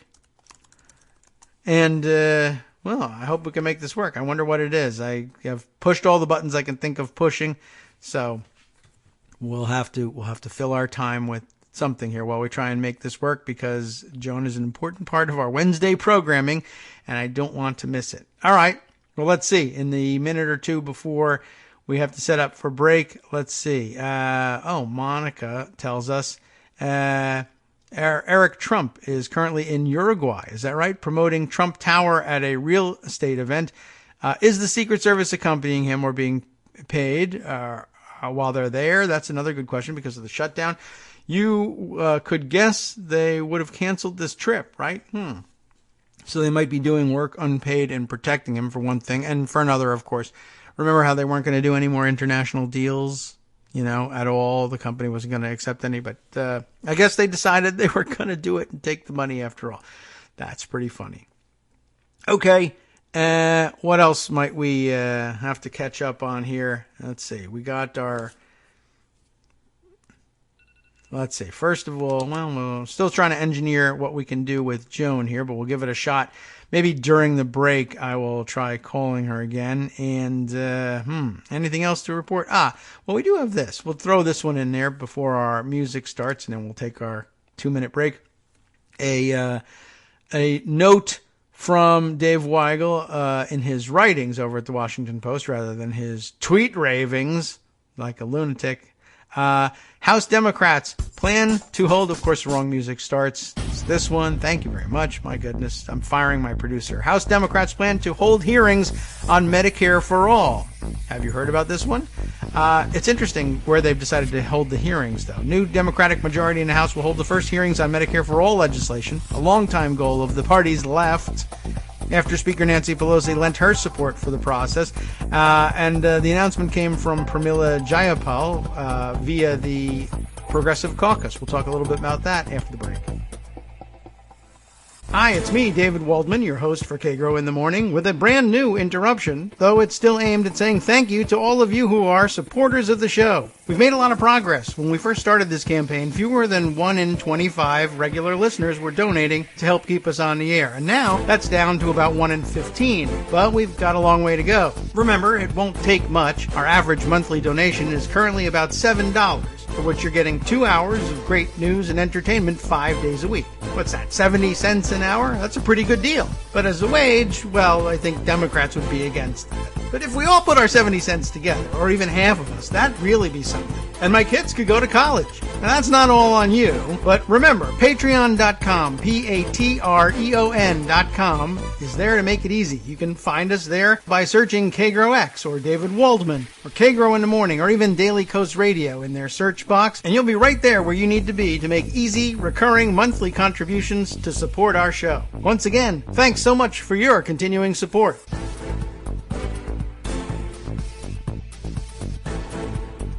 All right, welcome back now to the Kagro in the Morning Show here on Netroots Radio. We're engineering a solution. We have Joan back here, so that's good news. When we cut out for this break, I was just about to tell everybody that the news was that the new Democratic majority in the House was going, an abrupt end to the music, was going to hold the first hearings on Medicare for All. And that sounded like pretty good news all by itself. Although I did see that it was a little unusual. They're holding the hearings in committees I would not have expected to hear from on this subject. The Rules Committee is going to hold a hearing on this, and there was another too, and it was not where I expected to see these hearings crop up. Do you know anything about the choice of committees on that one, or is it just... No, I haven't seen it. Not Energy and Commerce? No. Health and Labor? Not at the moment. And I mean, a hearing is always good news, but it does raise a question. The Rules Committee wanted to have a hearing on it, where I know that, and I guess here the chairs of these committees are in favor of it, and I don't know that that's not the case with the chairs of other committees, but Rules Committee and the Budget Committee, both of them, that suggests that their first concern is how it's being paid for. That could be, and that's going to make some other people annoyed. Yes. But, yeah. I did see, too, that they fully intend to have a variety of possibilities scored by the CBO. Okay.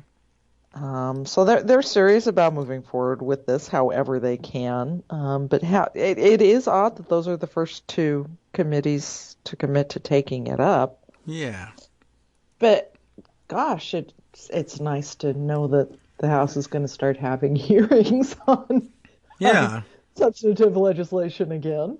I think, I mean, it's good to know that there'll be a hearing somewhere where, we can start to establish the record for this idea in an official way. And, it's an odd choice of committees. And the only other thing I could think of was, I suppose, almost no matter what you did with the bill, ultimately, those two committees would eventually get involved in the play. They have to. When this much of the federal budget is involved, they have to. Yeah. So, perhaps it's just in an abundance of caution. We know that we could say, even if we don't agree with it, we know that the first move out of the box for opponents or political punditry is to say, well, how are you going to pay for it? And I suppose if we deal with that up front, then we'll have an answer and we can get quickly to the substance. That could be part of the plan. Only other thing I could think of is those two committees would also be involved very heavily if you sought to move this thing under reconciliation, but I wouldn't expect to see that necessarily at this venture, at this stage. Yeah. Yeah. But with a Republican Senate, it's not really the issue. You know, I mean, reconciliation doesn't make the majority into the minority.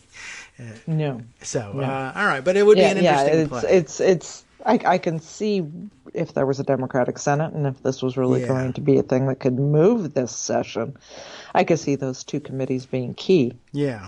But it seems a little early in the process. It does. So, that might just be, it's a coincidence that they would, well, or I guess it's part of the design that they would be involved both in reconciliation and any serious effort to have an answer for how something gets paid for.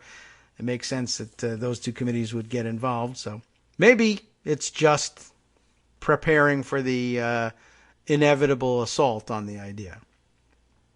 Possibly. Okay. I will look into it more and we can talk about it next week. Okay. Why not? We'll keep an eye on that. And, of course, any advancement of the idea in any committee will get attention from our folks. And you'll see it reflected on the front page of Daily Coast, no doubt. You were telling me... If we're ever out of a shutdown. Yeah. Well, I mean, that would, I guess, remain the top priority. Covering what we're not doing. I've got a bit of an issue right now in that the Trump elbow is getting worse. Oh. So my ability to write is shrinking. Wow. They're taking action. We have an MRI tomorrow, and something will result out of that. Okay. Let's hope it's not surgery. Yeah. Well, we'll try and avoid that. But wow. Because okay. I won't be writing much for a while. Although it is really fun. I've been playing with the dictation software on my MacBook. Yeah. My favorite part is Vice President pants. I'm going to have to put on my vice president pants now and go preside over the Senate. That's good. I like that way. Yeah. Dictation software is funny. And, maybe you can do the whole front page on April 1st can be all dictated. Ooh. No corrections. All right. That's so anyway, unusual. That aside, okay. Yes, we are on day 19 of the government shutdown. Yeah. What's partial the government record? Shutdown, but it's a big enough part to be causing quite a bit of pain. Yeah. Well, it's some very crucial parts. It's like basically everything but the military. What else did get funded? I assume DOD, right? So, but what else? I mean, there's 6 it's easier departments. To say what's not. Yeah. Well, agriculture, interior, TSA, HUD.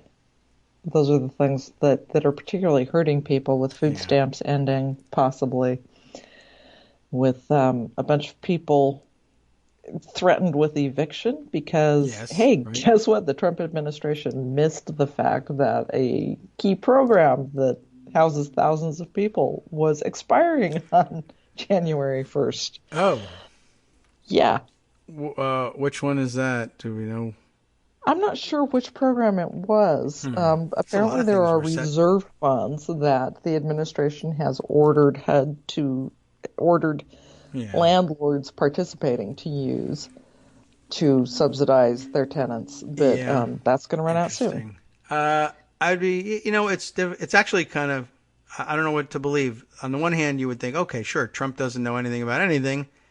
And he could absolutely have gone into the shutdown without any understanding of what it would do. On the other hand, the Trump organization was a big beneficiary of a lot of federal housing programs. Back, originally, Fred Trump, they weren't always in the business of building, gold spray painted luxury everythings for the high-end clients. Fred Trump was about middle and even lower class housing. I mean, he built a lot of housing projects and subsidized housing, and because there was a lot of money to be taken from the government and lots of people he could cheat out of money or deny housing to. And that apparently gave them a special thrill.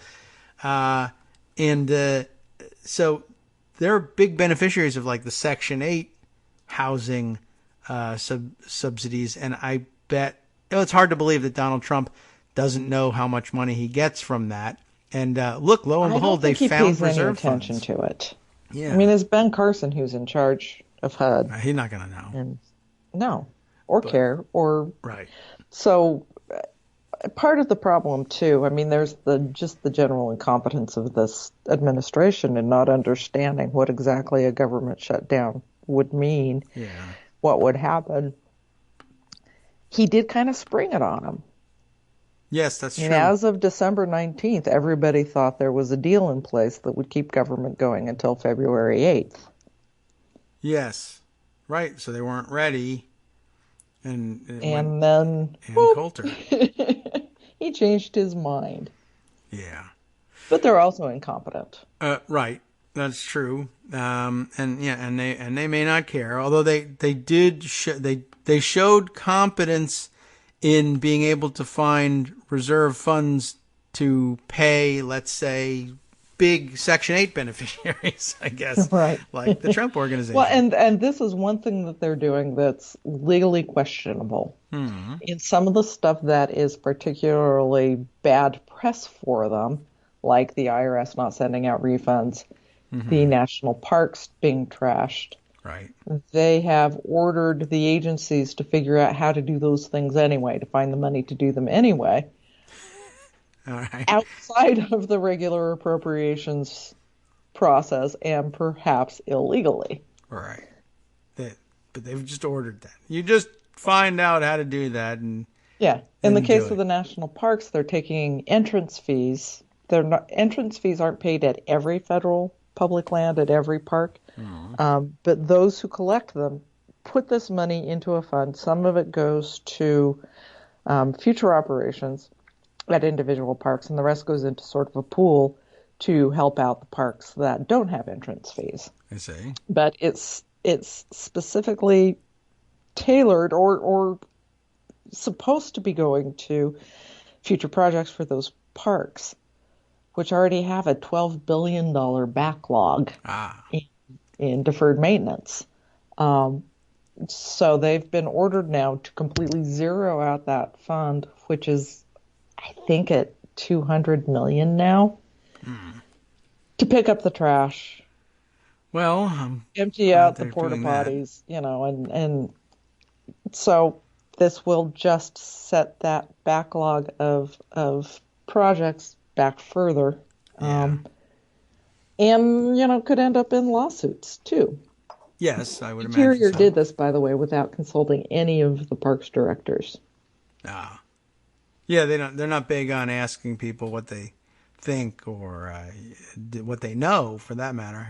Because some people might know how to access reserve funds out there. They've been through shutdowns before, but I think as far as the administration's concerned, any money that isn't spent is just a slush fund. They view all appropriations as slush funds so that Trump can move about at his whim. Yeah, that's not how it's supposed to work, but that's kind of how he has operated his businesses, so he figures it all runs like that. I guess so. I think that's one of the basic problems we've got here in this process. Okay. Any change in status or prospect for just saying to hell with this guy already? We'll reopen the government from the congressional side. Increasing pressure on McConnell and in the House. There was a story yesterday in Politico where the House Republican leadership was basically saying we've got to draw the line at defections on these individual spending bills that Pelosi is bringing up at 55.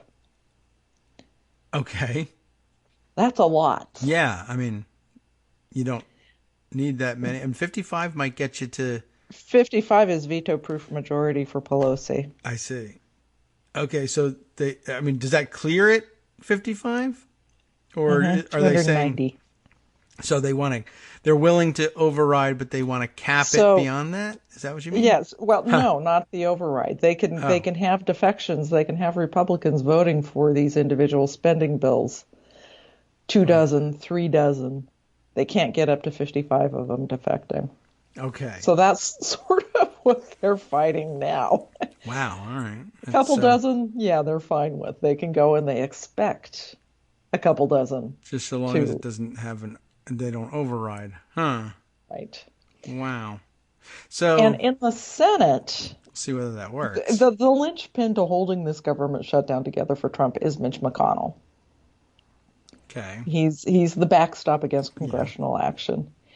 And he's getting increasing pressure. The key sort of, I think, is Lisa Murkowski saying, okay, enough, we've got to have votes. We've got to reopen what government we can and do a short term on.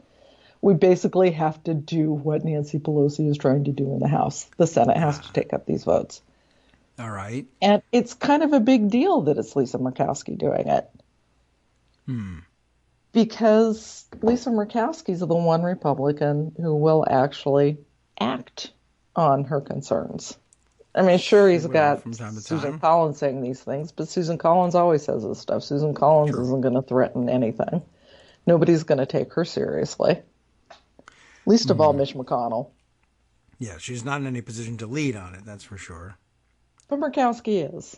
Yeah, okay. Murkowski can give cover to other Republicans who might feel the need to be reasonable, including Susan Collins. Yeah. I mean, she used to have where that Murkowski role. has led before. Mm-hmm. So let's see. Murkowski, Collins, and Greg mentioned that somebody else, was it Lankford, had said that he might be ready to vote to reopen the government? Has. Hmm. And Capito. Oh, yeah. Shelley Moore Capito, West Virginia. She's chair of one of the Homeland Security subcommittees. Okay. And has said, yeah, I'm fine with a short-term continuing resolution on Homeland Security. Let's just get the rest of government open, which is precisely what Nancy Pelosi is putting pressure on McConnell to do. Okay. They had their 2 votes last week. One that was the short-term funding, the continuing resolution for Homeland Security at current levels until February 8th. And the rest was taking up all of those appropriations bills that have already been done in both the House and the Senate. In the Senate, either all the way through to floor votes or just in committee, but all of them agreed to. Okay. So they passed both of those last week, and this week she's taking the 6 bills, the individual departments, one by one, which puts added pressure on House Republicans, but it also puts it on McConnell. Okay. Well, and, I like this. that's what these Republican senators are endorsing. All right. And with enough of them, I mean, with 4, it works. I mean, if they'll switch over if you've got Capito, well, does it work? No, because, a Republican's gonna, you need 60. Oh, all right. So you think somebody would you think a Republican would filibuster a bill to block? Here's the question. It's easier for McConnell just to not allow anything on the floor. I think McConnell thinks if he lets something on the floor, it's going to break through and pass. Yeah. So they would be filibustering a motion to proceed to it even. Yeah. Which, by the way, was something that we thought we could have fixed one day, but never did get around to that one. It could still happen. I guess so. Probably not. I don't think a Republican Senate's dumb enough to do that with a Democratic House. No, not that the president wouldn't demand it at some point, although he wouldn't know about the motion to proceed. But he occasionally chimes in and says they should get rid of the filibuster, and then they remind him what the situation is, and he quiets down or attacks something else or has lunch, whatever. Whatever. And this is where one of the things that Senate Democrats are plotting is kind of fun. Yes. saying, okay, let's just block every vote until we do government reopening. And I don't know that this is something that Schumer is going to endorse, although he has with this first vote that they're trying to force. Yeah. Okay. Whether he'll agree to it as a tactic from now on, I don't know.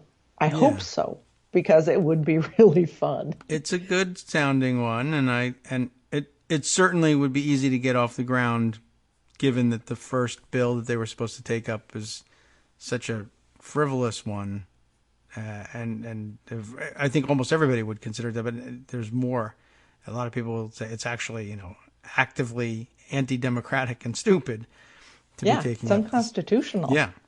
You're talking about the supposed Middle East peace and protection, or whatever they're calling it. I have never understood the concept even of what makes you think you can do this. I don't get it. What is it? It's Marco Rubio. Yeah. Well, how deep does it? I mean, it's unconstitutional. It is saying that private citizens can't speak if they have public jobs about how they feel about Israel. Yeah, I mean, it's a bizarre offering, and the fact that it was trolling. Joe Manchin is a co-sponsor, which doesn't say a heck of a lot about the bill.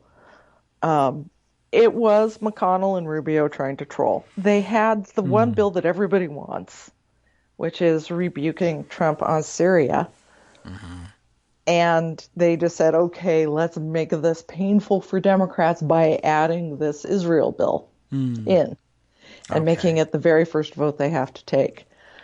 Feinstein and Schumer both said this is BS. We're not doing it. So clearly the trolling didn't work. Okay.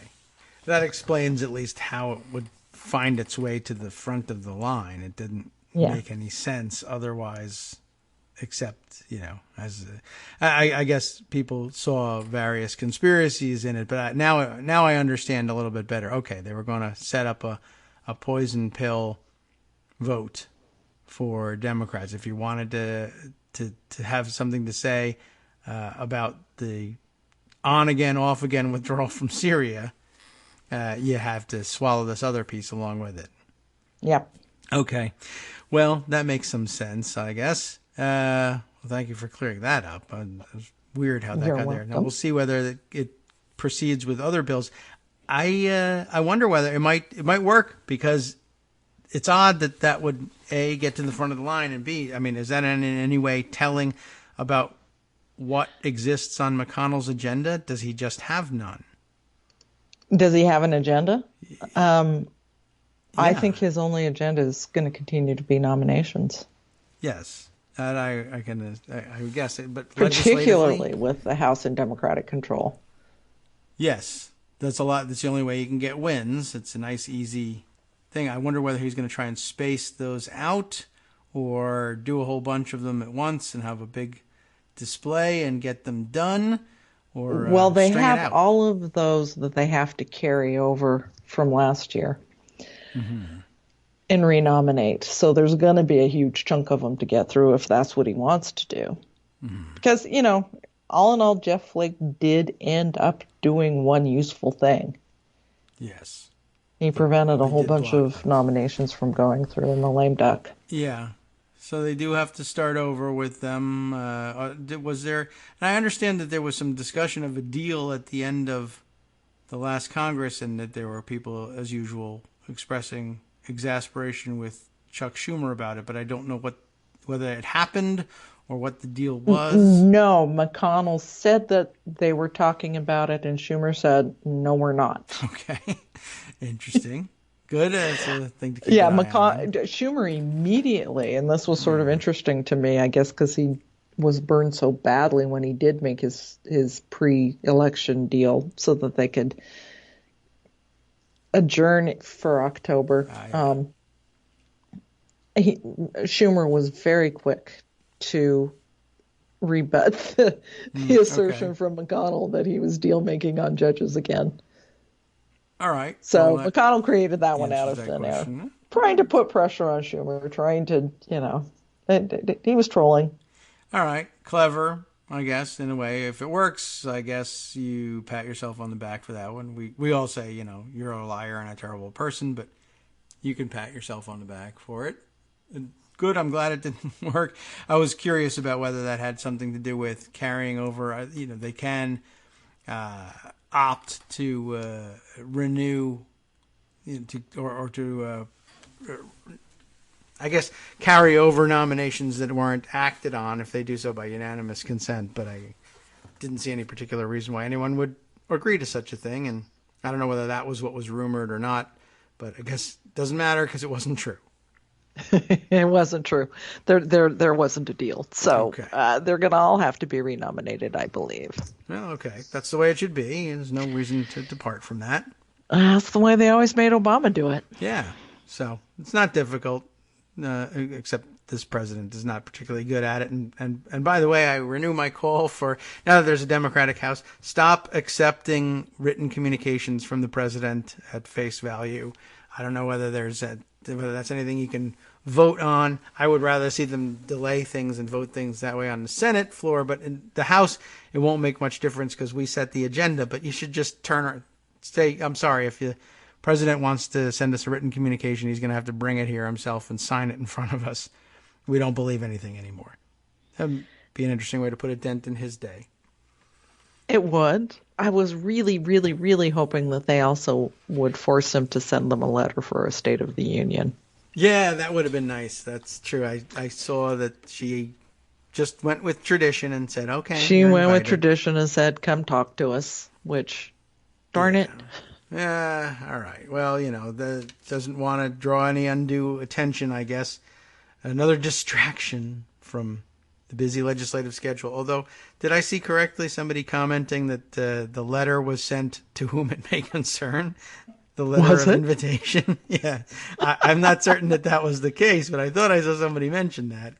I'm going to look that one up. That's a nice Look touch. that one up. I do know that she made a point in the first sentence of SAG, as you know, we are three, quote, co-equal branches of government. Yes. All right. And it is me who invites you to do this. Yes. You're doing this at my request. At least she was clear about that. I don't know. We'll see whether I can find that anytime soon. If I do, I'll send you a note and I'll include it in the roundup. I'm not positive that that's the case, but it seems like a funny thing to do. In case any of you know who I'm writing to over there, whoever's in charge.